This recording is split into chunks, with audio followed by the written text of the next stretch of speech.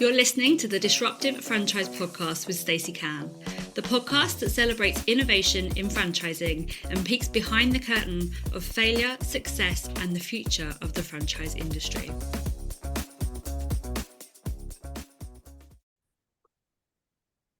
Hello, everybody. Welcome to today's episode of the Disruptive Franchise podcast. My wonderful guests today are Jenna and Fay from Little Dreams Consulting. Hi, ladies. Hello. Thanks for having us.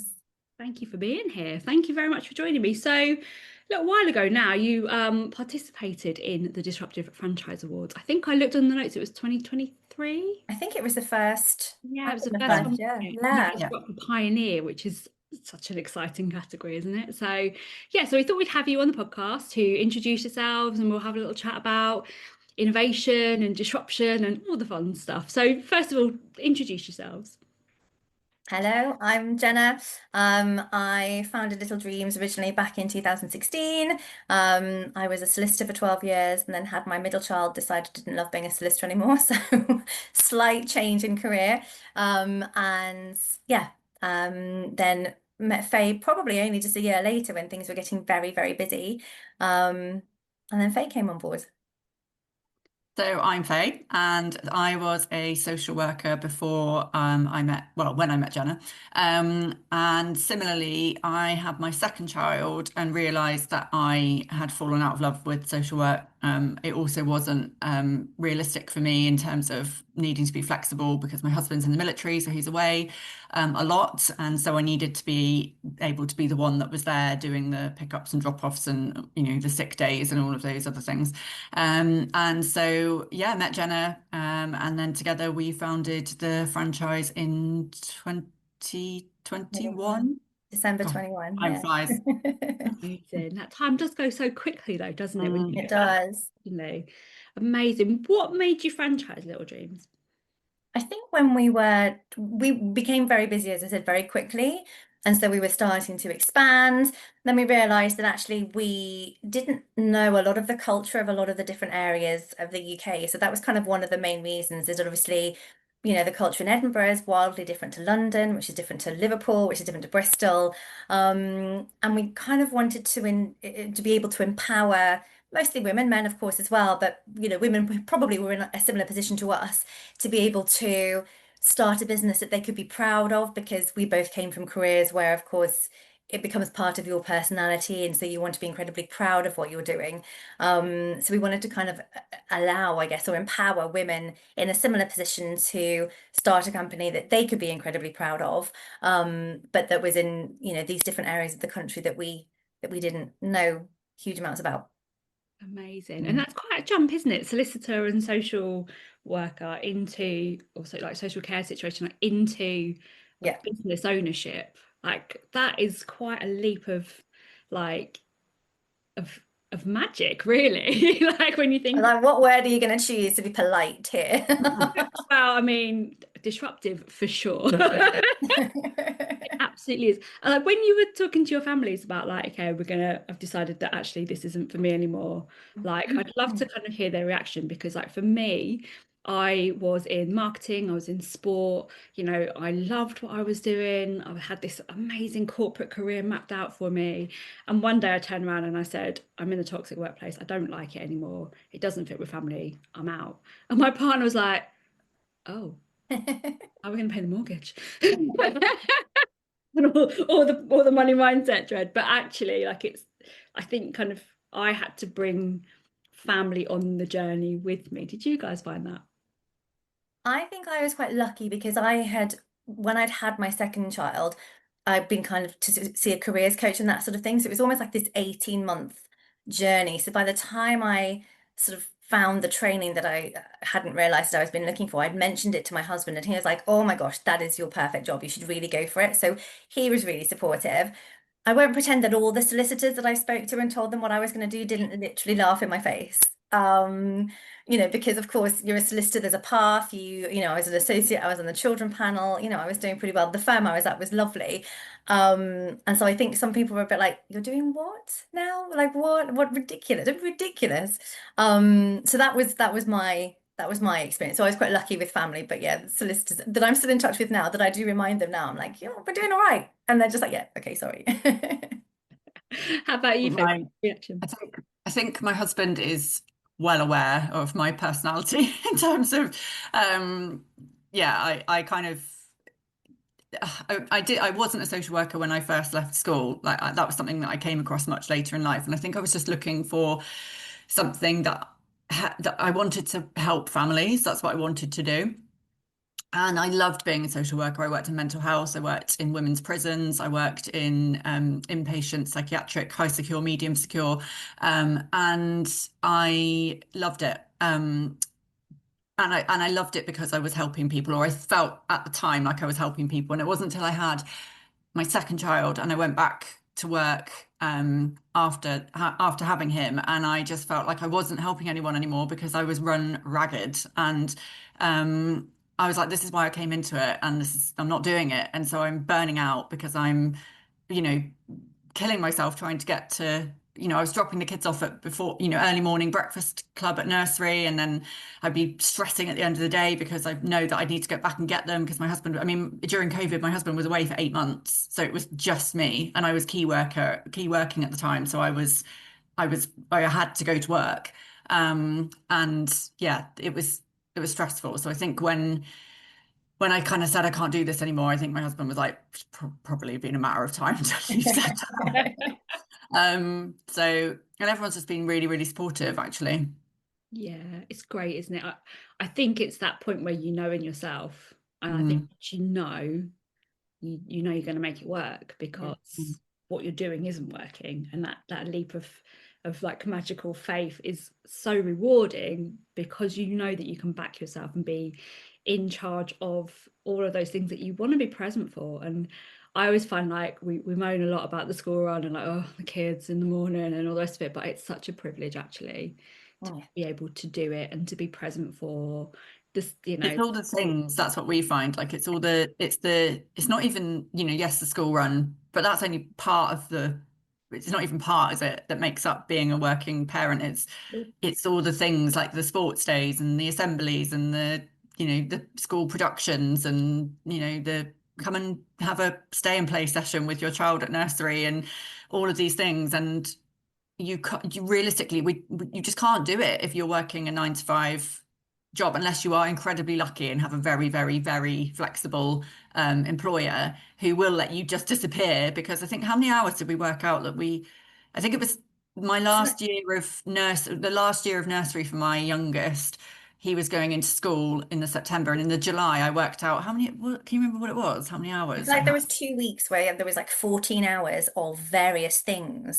Yeah, during Before the school working day. holidays. Yeah. Before the school holidays. So before my eldest had broken up for school, I had 14 hours spread out over a 2-week period of like settling in sessions, leaving assemblies, all of these sports days, all of those things that were in the working day. And luckily I wasn't working as a social worker anymore because I just would not have been able to do it. And these things only happen once. And it's not even the big things as well. So like the sports days and those sorts of things, often employers are sort of more understanding that, like, oh, okay, yes, sports day, that's a once a year thing. But it's the random texts on a Monday saying, oh, tomorrow at 2:47 p.m. we're going to show you a 13-minute dance routine that we've done. Come and see that. So it's that sort of thing that we're then able to go to as well. So, I think the big things are so important, but then just being able to be there for like the little random like dance recitals or the play that, the 5-minute play that the reception have been working on, whatever it might be, all the random extras. That was kind of really important for us. And I think between us, not going to each other's children's schools, but like, separately, we've pretty much managed to be there for almost everything, I would say, which has been kind of so important for us.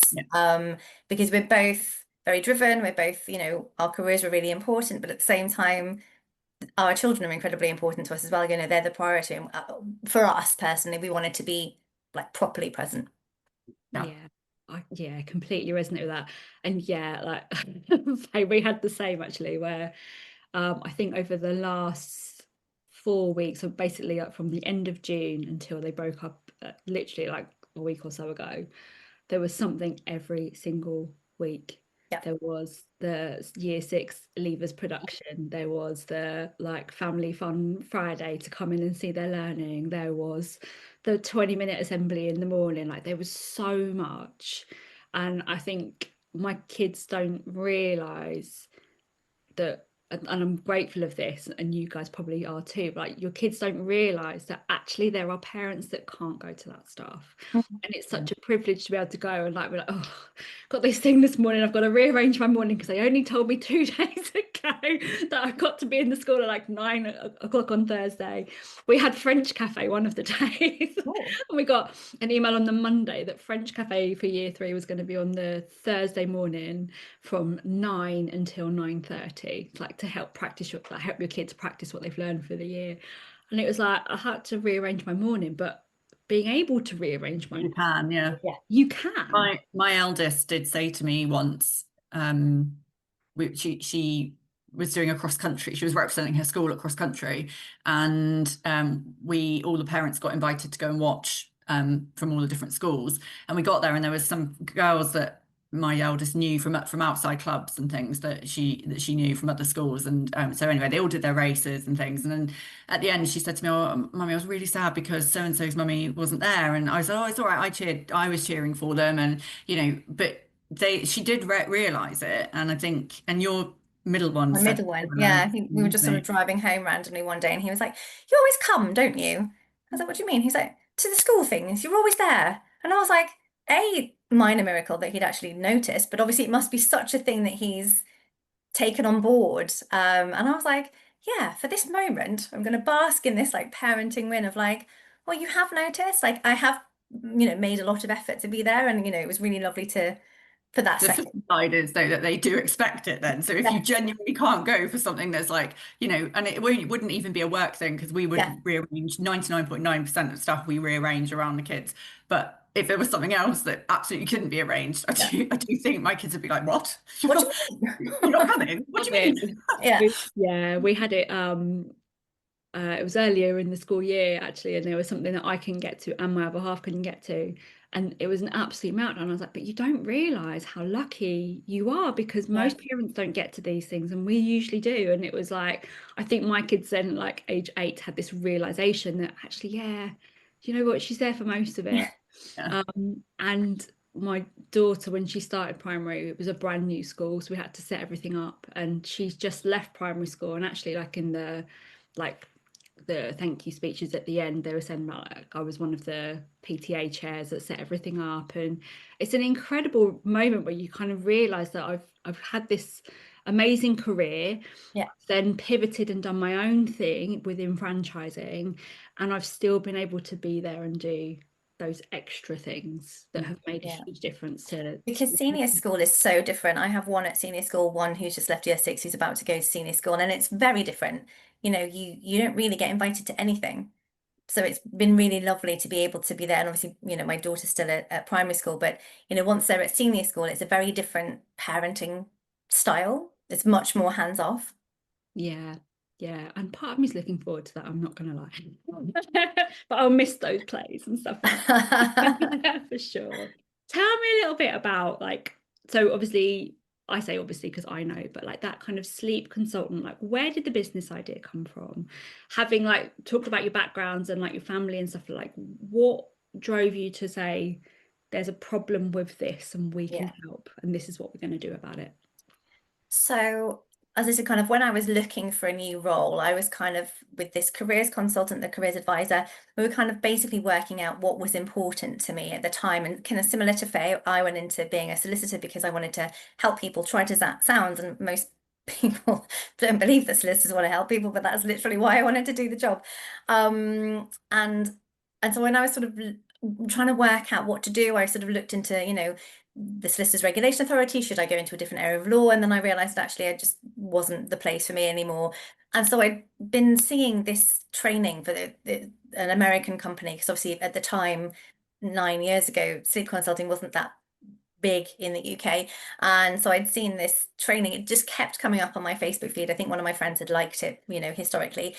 And I just wasn't really in that headspace. But at the time, I was like, I can't help but feel like the universe is trying to tell me something. It wasn't really something I was into at the time, but I was like, someone's like pushing this in front of me. So I just happened to mention it to my husband one evening because I felt really passionate for both of, the children that I had at the time about how important sleep was, and I was very, into kind of helping them sleep well and into routines and that sort of thing. So when I mentioned it to my husband, he was like, "Oh my God, that is literally the perfect job for you. Why are you even wondering whether you should go for it?" So, yeah, so I did, and I think kind of hadn't quite realized what a need there was. When we were having our initial kind of similar to you conversations, how many clients do we need to pay the mortgage? What happens if it doesn't work? All of those sorts of things, which wasn't really a reality that I was worried about, because I was like, well, it will work because I will make it work.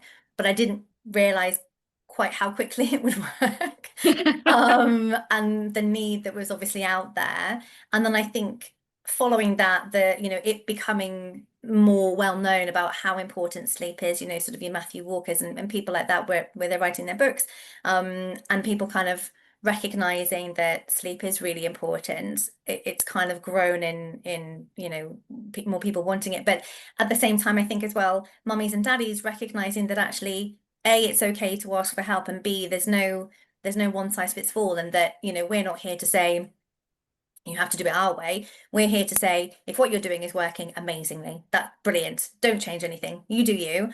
But actually, if it's not working for you, then we're here and we can help you. And I think that it's really important to kind of have that position to come from. Yeah, I think just to add to that, so coming from a mental health background, I'm really passionate about how important sleep is, and it also gets sort of glossed over. We talk about nutrition a lot, we talk about exercise a lot, and really the three pillars of well-being in general are sleep, nutrition, and exercise. The other two get a lot of kudos. But sleep doesn't. And from a mental health perspective, it's just so important. Like, you literally cannot live without sleep. Like you can't not sleep. It's the same as not drinking water. You can't do it. You would die. So you'll die first from lack of sleep than you will from lack of food and exercise, or lack of food or drink. Yeah. So, and I'd also worked a lot with mums who had postnatal depression, some with postpartum psychosis, and sleep deprivation is a huge trigger in that. In fact, it's one of the main triggers in it. And obviously, when you have a baby, you expect not to sleep. Like, everybody expects not to sleep. But when that's going into, a year, 15 months, 18 months, 2 years, up to, I mean, we've worked with 9-year-olds who have never slept in their own bed ever.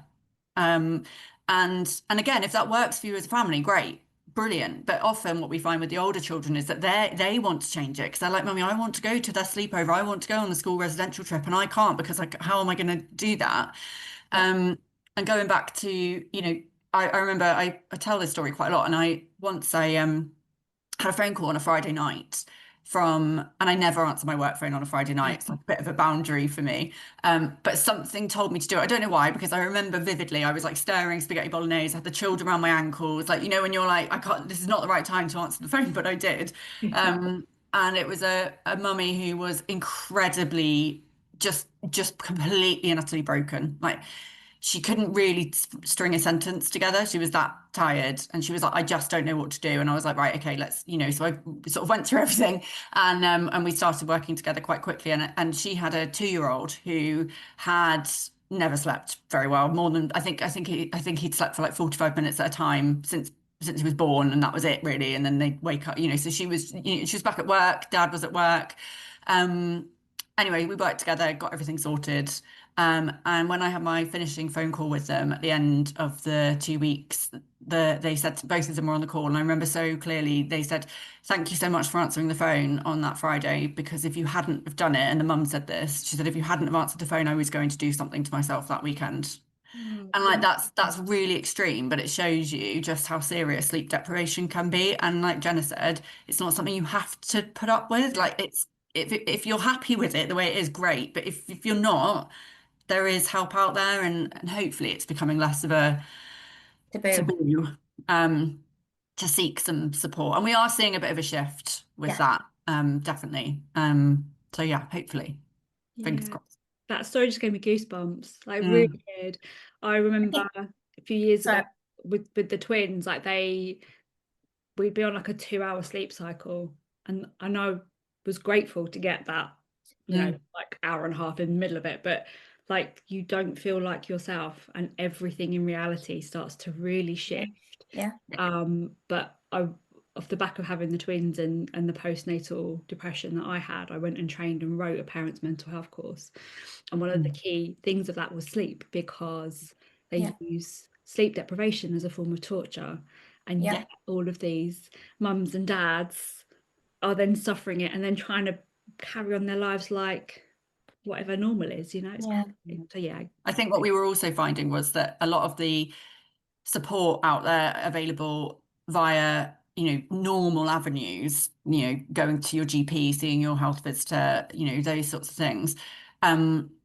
It kind of centered a lot on, well, you need to ask for help. You need to, as in, like, you need to speak to, get grandparents around, get your friends around to help, and that's all well and good. But we don't often live in a society where that's a reality, because my parents worked until fairly recently, and we definitely will work. Our generation will work, and so we don't have that village mentality anymore. Not some people do, and that's great, but often it's not the case. And I know that, like, in my circles, like military wives live completely cut off from any support network, and we've worked with quite a few military wives whose husbands are overseas, and they're like, well, we've just got to do it ourselves because I've got no support. So for us, we wanted to offer that, that support, be that support for people. And I think the NHS is in such crisis as well at the moment that the support just isn't there, because even the sort of specially trained midwives or health visitors, for example, have maybe had a day of training. And I think that's great. I think it's really important.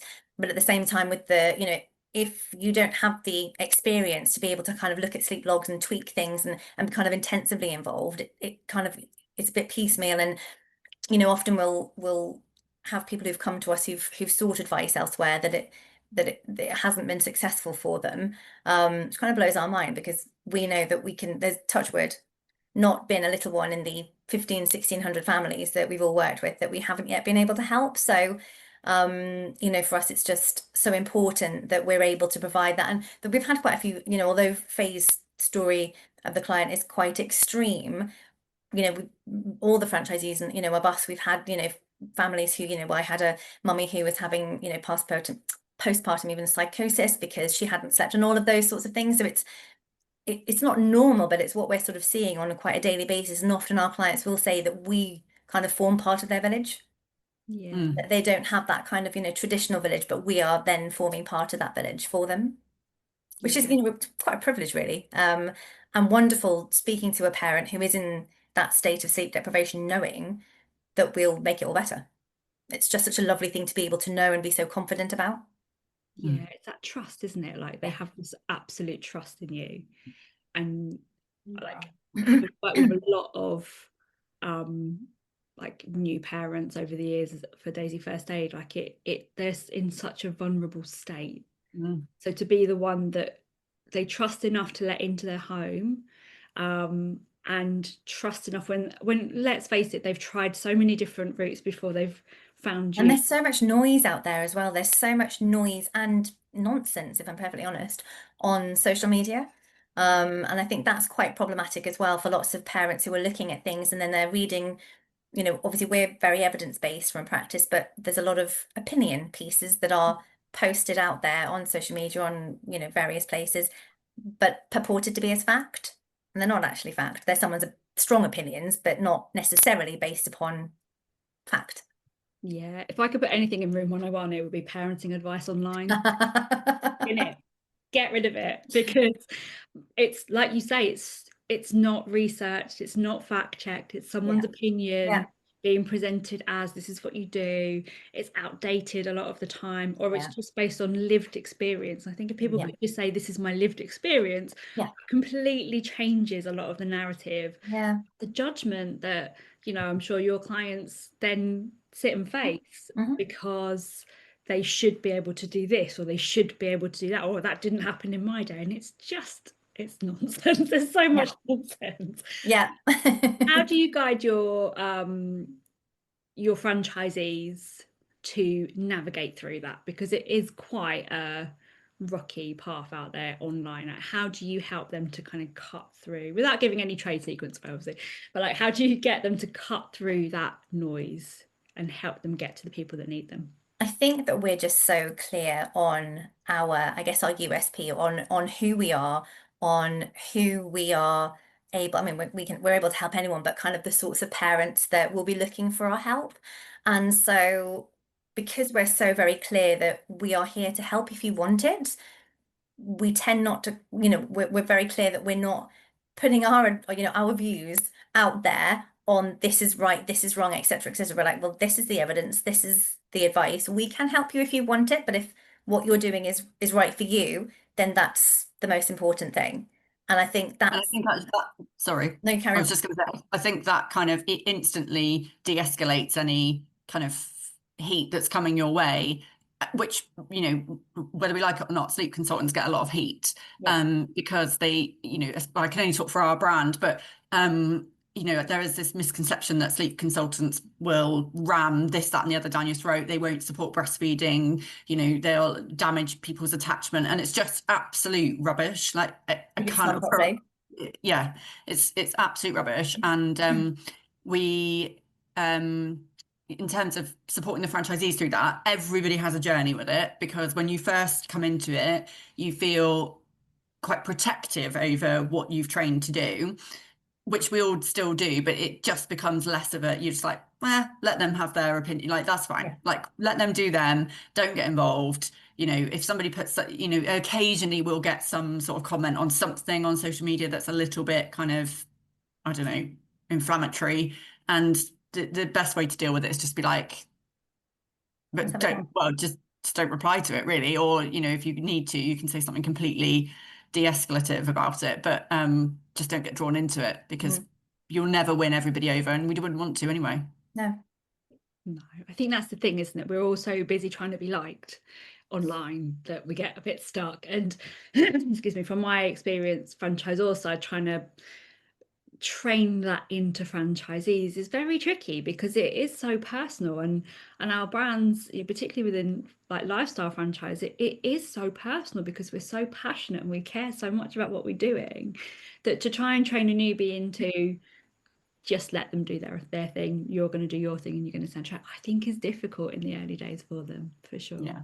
Yeah, well done, you guys. What advice would you give to other people who are in different industries but thinking like, maybe franchise, maybe not? Whether they should franchise their company.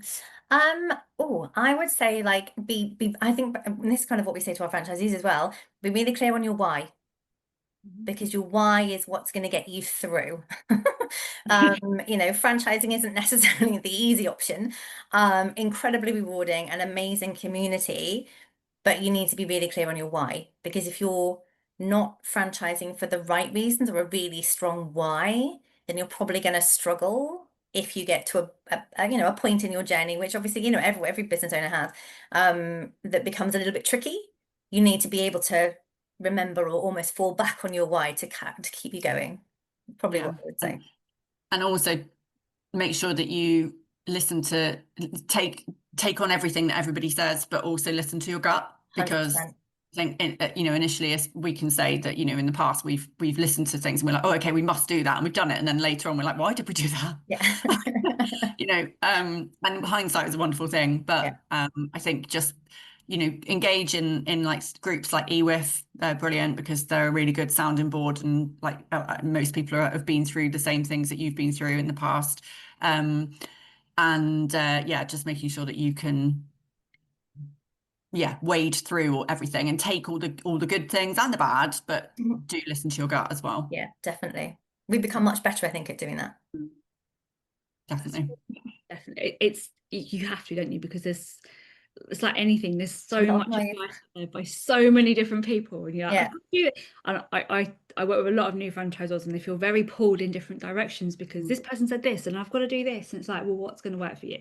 And you're absolutely right, like knowing why you're doing it is the ultimate steer, really, isn't it, of like, well, does this feel right for me? But I do think having friends within the industry is very important as well. And from my experience with franchise industry is that everyone is very, very friendly. Yeah. Which I love. And I think it's interesting about kind of this like notion of franchising is very much about kind of having a network of franchisees who comply, and we want them to follow the ops manuals and things like that. But actually, I think where the franchise industry is very different in terms of the innovation and the kind of not disruptive element of it, but like it's very different to most other industries, is that actually the connections within franchising, different franchise businesses, it's very rare to come across someone where you're like, oh, I had a bad experience with that person. Like everyone's so willing to help and everyone's so friendly. And like you said, Faye, it's that kind of like hooking into the right places. Like EWIF's fabulous for stuff like that. Because I think when you're a newbie, if you think back to when you started, like the notion of like going out there and making friends with all these like different people, it can be quite intimidating, can't it? And in terms of kind of how you guys pushed through that, like how valuable, not in a leading question, but like how valuable was it to kind of go and find your people within that support network? Yeah, I think I definitely was. I think, I remember sort of talking to, I can't remember if it might have been James, at the BFA, but kind of saying, everyone talks about how friendly the franchise community is. And I was like, I can't, I'm struggling a little bit here. So he kind of introduced us to a few people, suggested that we go to EWIF. And I feel like that's kind of when it really, we got started. It was like, oh, I see now what everyone's been talking about. And so, there's people that I've met in the franchise industry that I would now say are my friends, and I would meet them for a coffee, or we would go out for a glass of wine, or that sort of thing, rather than being people I know at work or through work. And I think that that's really lovely, and we've had some great advice from kind of other franchisors who are perhaps a few years or many years ahead of us as well at different meetings. I don't know if you agree, Faye. Yeah, no, I think the good thing about franchising is that it's such a varied pool of people. You've got everything from sort of the huge McDonald's right down to the little lifestyle brands, and everybody's got something to offer. Like everybody's got advice that is valid. And we are very lucky that we can sort of pick and choose a little bit about like, oh, well, we need advice on this. Like, who would be? Oh, okay, let's ask so and so. And like, oh, we need someone to speak at our conference. Like, who do we think would be a good fit? Or let's ask them. So so that's really helpful, I think. But yeah, finding your people is so important because it's very easy to be dragged along down somebody else's path and you're halfway down and you're like, this is not our path. Yeah. What are we doing on this path? So yeah, it's really important. Yeah. And I think that collaboration and that sharing drives an awful lot of innovation in the industry, because like I know, like I'm in different franchise groups where it's like, okay, has anyone tried this before? Like we're all in a group together. Has anyone tried this before? Has anyone had any success with this? Yes, no, maybe, didn't work. Speak to that person. And I think that drives a lot of people to have the courage to innovate and try different things, because there's a lot of recommendation and there's an awful lot of knowledge sharing. Yeah. Just out of the kindness of everyone's heart. And I think that we're in the, similar to you, Stacey, in the best franchise all group, best franchise group, sorry. And that, that very, very similar, lots of knowledge sharing, lots of, as you were saying, has someone tried this? How about this? Oh, I need help with this. Has this happened to anybody? Even just that in itself, the kind of group of franchisors getting together is really helpful. Yeah, definitely. And seeing somebody else, have you tried this? Or has anyone tried? Oh, I should try that. Let's put it on our list. Definitely. What's next for Little Dreams, ladies? Expansion, I say. I think kind of we've been so conscious of our brand. So obviously, I know all franchisors, part of their role is to protect their brand, but I think for us, because we're so incredibly proud of what we've created, and we're just really, I guess, protective of the brand and the culture that the franchisees have fostered, that we have been quite cautious in taking people on. That I think we have quite a stringent interview process. Well, certainly that's what we've been told. Because we want to make sure that we're getting the right people for the brand and the right people for the culture. And I think, we're kind of at a stage now where we think, okay, we've got all, I think, touch wood, all the foundations right. And so now we're kind of able to build on what we've created. Yeah.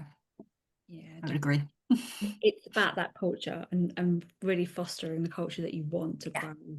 And I think the language is a bit strange sometimes, I think, because we talk about recruitment, don't we? Like, I have to expand, I have to recruit, I have to sell more franchises, but actually we award franchises to the Yeah, right. 100%. And whether it's stringent or not stringent, I'm sure it is for you guys, because you're putting people not just into your brand, which is obviously everything to you guys, but you're putting them into people's homes at a point where they're vulnerable as well. And I think, from a Daisy First Aid point of view, like, we have that as well. Like, you can teach anyone how to do it, you can't teach them how to be a good person, really kind of live the brand values that you have. So yeah, I completely get that. Yeah, expansion in the right way. Absolutely. We always end the podcast with the question: if there was a magic wand and I waved it and you couldn't fail, what would you do? We've been thinking about this one. I think that our personality types are that we would just go ahead and do it anyway. I think that almost you could think about that as like franchising. I think maybe if you'd asked us before, like a few years ago, we'd have been like, right, well, we'll launch the franchise, and then we just did it anyway. And for us, I think kind of, I don't know whether this sounds a bit trite, but like almost failure is not an option. Like, it wouldn't really occur to me that it wouldn't work, because we'll make it work, whatever it is, like we'll make it work somehow or some way. So I think maybe if you had a magic wand, I would quite like a magic wand to help all the babies sleep. And or maybe sell the magic wands All the to parents. make it easier for them. But then nothing worth having as easy as it is. So that's I think yeah, just sort of coming back to both of our personalities, we're quite lucky in that we have different strengths, but our personalities are relatively similar. So we're both kind of like, well, this is failure is not really something that has ever really crossed our mind. Otherwise, we might not have done it.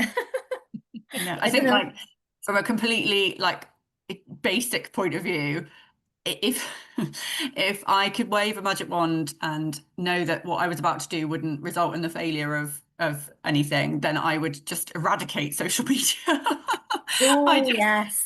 I just Yeah. like I think we were both like praying that TikTok would be like become no more when everything happened, and then it Selfishly. didn't, and we were like, damn it.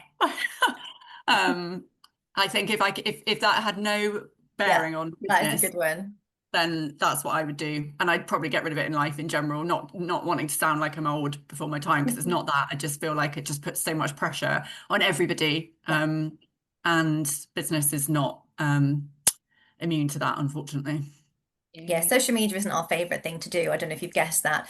It wouldn't be Everybody's our always like, oh, you're so good on it, you're all over it, you're on it all the time. And we're like, no, but it's really hard. Like, it's not, we don't find it, it's not our enjoy, it's I not think what if we we enjoyed it, do. it'd be easier, wouldn't it? So many people are like, oh, you could do this, oh, you could do that. And I'm like, yeah, Yeah, we could. Yeah. right, we could. I think it's one of those funny things where, like, we say this to our franchisees when they join Daisy First Aid, like, I know you think you've bought a franchise to work with parents and teach parents, but what you've actually done is you've bought a business to grow. And actually what you now need to do is spend like 6 to 12 months growing an audience so that you can go out and do, anything that you want to do. And show my age a little bit, but like, I've been in marketing for over 20 years, and when I started there wasn't emails and there wasn't there was no social media, and we had to do it the hard way. And for convenience and ease, if I can record myself talking to somebody and put it out there and get, even 100 people see it, like, I'm happy, because that's 100 doors that I didn't have to just go and put leaflets through. But I think the interesting thing is, where social media now is so noisy, Yeah. and so hard to cut through.